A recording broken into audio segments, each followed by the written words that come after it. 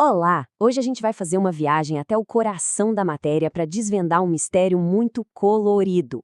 Como é que a estrutura invisível dos átomos consegue criar todo esse espetáculo de luz que a gente vê por aí? Dos fogos de artifício até as tecnologias mais avançadas. Tá tudo conectado. Vamos começar? A grande questão que tirou o sono dos cientistas por muito tempo foi essa.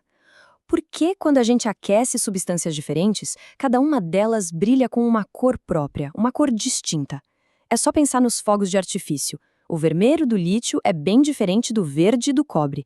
Afinal, de onde vêm essas assinaturas de cor?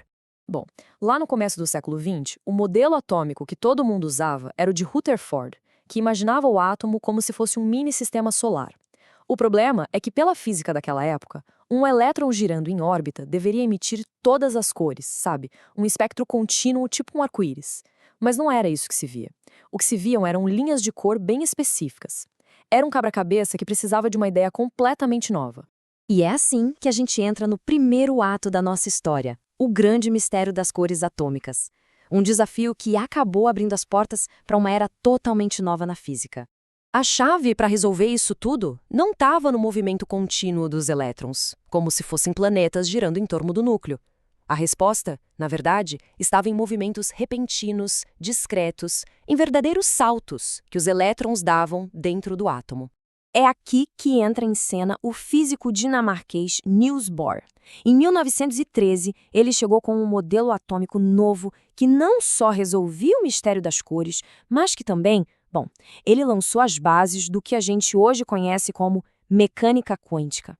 A ideia central do Bohr é o que chamamos de salto quântico. E funciona mais ou menos assim. Quando um átomo recebe energia, um dos seus elétrons pode absorver essa energia e pular para um nível mais longe do núcleo. Só que essa nova posição é instável. E aí, quando ele volta para o seu nível original, o elétron devolve a energia que absorveu, só que na forma de uma partícula de luz, um fóton. Então, o processo todo pode ser quebrado em 4 passos bem simples. Primeiro, o átomo recebe energia, vinda de calor ou luz, por exemplo. Segundo, um elétron absorve essa energia e, salta para um nível mais externo. Terceiro, como ele está instável lá, ele rapidamente retorna para o seu lugar de origem. E quarto, é exatamente nessa volta que a energia é liberada como luz. A cor dessa luz, ela depende certinho da quantidade de energia liberada, que é única para cada tipo de salto em cada tipo de átomo.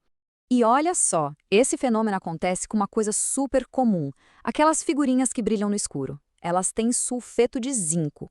Quando a gente deixa elas na luz, os elétrons nos átomos absorvem energia e dão seus saltos. Depois, no escuro, eles vão voltando aos poucos, liberando aquela luz esverdeada que a gente conhece. É um modelo de Bohr funcionando no nosso dia a dia. Essa ideia de que cada átomo tem seus próprios níveis de energia leva a uma consequência fascinante. Cada elemento químico tem uma assinatura de luz única. É como se fosse uma impressão digital luminosa. A prova mais clara disso é o chamado teste da chama, muito usado em laboratórios de química. Como a gente vê aqui na tabela, quando se coloca diferentes sais no fogo, cada um produz uma cor bem característica. O sódio, que está no sal de cozinha, dá aquele amarelo forte. O potássio, um lilás. O lítio, um vermelho bem vivo. E o cobre, um verde meio azulado. Cada cor dessas corresponde a um salto eletrônico específico daquele elemento. Incrível, né? Então, o ponto central é este. Se a gente decompor a luz que um elemento emite, não vamos ver um arco-íris contínuo. O que a gente vê são linhas de cor bem definidas.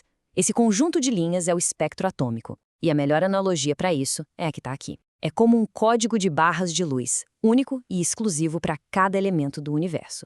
Mas essa tal assinatura de luz não serve só para identificar elementos. O princípio por trás disso tudo acabou gerando uma revolução na biologia, com o desenvolvimento de proteínas que brilham. Essa citação da bióloga Andréa Macedo, da UFMG, resume bem o impacto dessa tecnologia. Os cientistas descobriram um jeito de usar proteínas fluorescentes que vieram originalmente de águas vivas para etiquetar outras proteínas dentro de células vivas. E isso simplesmente mudou tudo. Com essa ferramenta, pela primeira vez se tornou possível observar processos biológicos em tempo real. Os pesquisadores podem literalmente ver onde e quando um gene é ativado, monitorar como uma doença avança no nível celular e até seguir o rastro de parasitas dentro de um organismo, como o Trypanosoma cruzi, que é o causador da doença de Chagas. A importância dessa descoberta foi tão gigantesca que, em 2008, o Prêmio Nobel de Química foi entregue aos 3 cientistas pioneiros no desenvolvimento e na aplicação dessas proteínas fluorescentes. É uma prova do poder que surge quando uma ideia fundamental da física encontra uma aplicação em outro campo do conhecimento. O estudo da doença de Chagas é um exemplo perfeito.